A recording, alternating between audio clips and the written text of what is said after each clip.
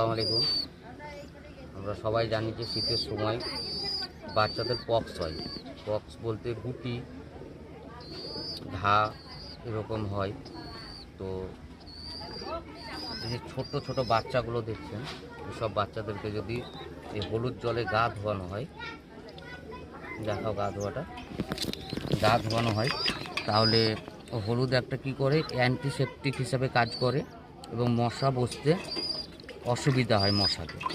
তো এরকম করে গা ধুয়ে দিবে সব বাচ্চাকে। লোম লোম বেরোনোর আগেই করবে, যেহেতু মা বাবা তাদের লোমগুলো বেরোনোর আগেই তাদের তা দেওয়া ছেড়ে দেয়। একটু সাইজ বড় হলে অসুবিধা হয় বসে থাকতে।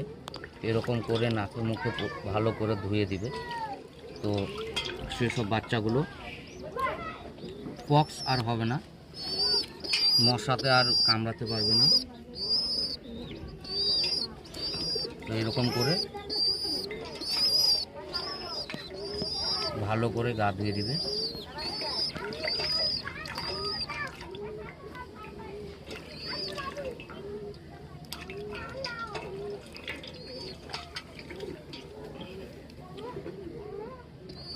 রোদে মোটামুটি 10 থেকে 15 মিনিট রাখলে এরা পুনরায় ঠিক হয়ে যাবে আবার। তো এরকমভাবে করতে থাকো এবং পায়রাকে সুস্থ রাখুন। আমার পায়রাকে সুস্থ রাখুন। এবার আশা করি ইনশাল্লাহ এরকম করলে বাচ্চার পক্স হবে না। এতটুকুই ভিডিও, পরের ভিডিও আসছে।